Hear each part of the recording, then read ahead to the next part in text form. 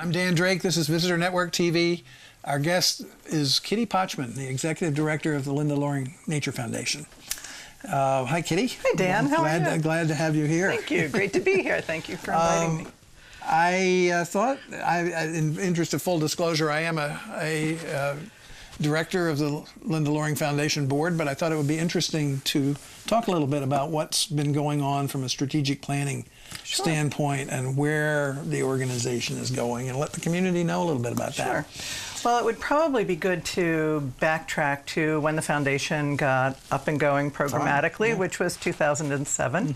And the mission of the organization is to foster learning that promotes understanding of wildlife, nature, birds, flowers, and also to protect the 86 acres that we own on Eel Point Road. And that property is a wildlife sanctuary, and it's also protected by a conservation restriction, or easement as they're called in some parts of the country, by the Nantucket Land Council. And when the organization was first up and running, we did some strategic planning and we put trails on the property, started some programming. But since then, the organization has grown and we've tried to determine a better route for ourselves in the Nantucket environmental conservation community. And the board undertook strategic planning this spring and did a really incredible job coming up with some ambitious and lofty goals for us, but I think that they will move us forward strategically in some very exciting ways. So, wasn't one of the objectives sort of to find a niche that didn't compete with other organizations on the island that are already sort of in the environmental education business? Absolutely. Absolutely, because there are so many organizations that already do wonderful work. The Mariah Mitchell Association, UMass Field Station, Conservation Foundation, and there's a lot of overlap with a lot of these different organizations, but we work collaboratively with all of them. And we determined that birding was one of our strengths, and so to that end, one of our strategic goals is to become a preeminent birding resource for the Northeast. And we have an outstanding staff person in Vern Locks who is, well versed and notable in this field, and he's helping us develop programs that will lead us that way. And you've already made something of a mark in that respect with the Nantucket Birding Festival. Exactly, and our third birding festival is coming up October 17th through the 20th, and so we're looking forward to that, and hopefully they'll be able to find yet another rare bird. We've had two outstanding I can find years. some people to show up to be rare birds. Well, that's true, but of the avian type is what we want. But with so many, outstanding leaders who are experienced, you get that many eyes and ears out in the field, they turn up a lot more birds than you or I would going out in our backyard or even wandering down to the beach. So last year, what was the bird? I can't remember. A gray-tailed tattler. Right, and as I recall, people were swarming, maybe an overstatement, but people were coming to the island after it was sighted. Absolutely they were, because it was the first sighting in the eastern part of North America, and so people were coming from all over the Northeast.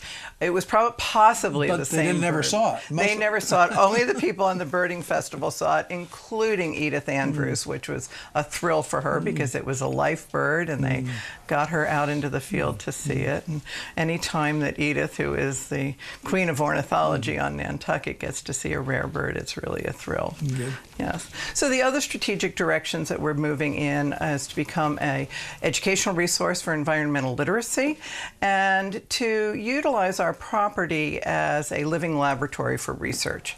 And we're very excited about that because there are lots of research opportunities. Before we get into the research, though, talk about the other one for a minute, the sort of the environmental literacy. Environmental literacy, What does that mean? Well, environmental literacy means that you understand all the interconnections of environmental education, that it's not siloed or smokestacked into one particular field or another, because our world is connected. In other words, sort of say in the broad sense, the connection between botany and the bird world. Well, in the broad sense, in a broad sense, yes. So that native plants provide food sources for native birds. And so if in a community you eliminate native plants or you have a lot of invasive species, then you're not providing the appropriate food sources, so that you'll see a decline in insects, in birds, in mammals, and all of these things are interrelated, as well as, to the land itself and the way we take care of our land. So the objective is to try to make sure everybody understands those connections. Understands that and understands the integration of everything. There's also an important piece of getting out in nature. There's a big movement these days to get outside, get kids playing outdoors again, this back to nature movement that is, finding, other connections to academics, to creative thinking, that, there's some research now that shows that, kids who play outdoors are more creative thinkers than kids who are playing computer games all the time.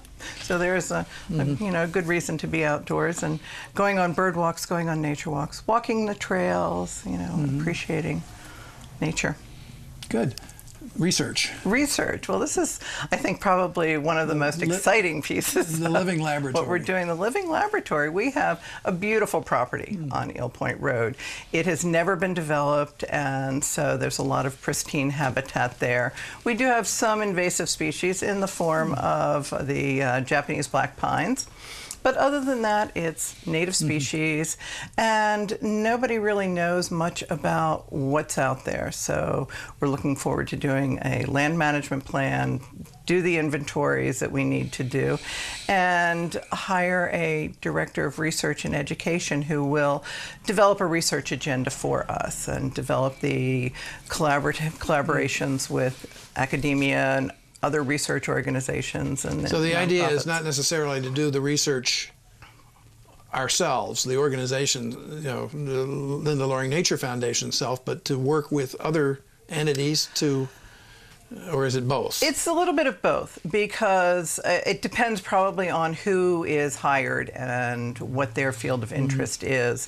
And so if there is an interest in doing research on the property, on ecological restoration, on entomology, then they may find a research project that they can do on the property and focus on that. And on the other hand, there may be an opportunity to just collaborate with other scientists and coordinate that research on the property. Because the property itself has some almost unique, I guess there's no such phrase as almost unique, but has unusual characteristics that are found very little anywhere else. Well, a lot of the property is sampling grassland, and that is a globally endangered habitat, and most of the existing sampling grasslands are found on Nantucket, Martha's Vineyard, Block Island, and the Cape. And so big piece of our property is sampling grasslands. And there's always research that scientists want to do on that type of habitat. Now that we own the property, that opens up the opportunity for doing research. One of the things I've noticed on the property is that there's been a lot of growth of on the grasslands. There's the other species, plant species, are sort of taking them over. Is that going to be part of the discussion as to research and property management? I expect that it would. I expect that it would, and I think that's where the inventories come in, to their highest importance, where you find out what is there, and then determining what you want to manage for. Because if you want to manage for sampling grasslands, that may involve intensive mowing, it may involve prescribed fires, but until we know what's there and until the board decides what their priorities are, they may not want to manage for, keeping the property as grasslands. They may want to have it succeed into the next level.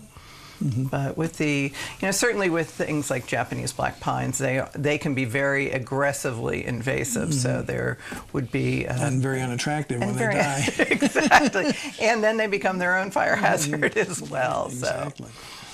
KittyPochman, Executive Director of the Linda Loring Nature Foundation. Thank you for sharing with us some of the new direction of the foundation. Thank you for inviting me. You're very welcome, and look to hear more about us. And presumably you'd love people to come out and walk your trail and Absolutely. see what's happening. Yes, the beautiful trails out there. There's a nice trail guide and describes the different features on the property.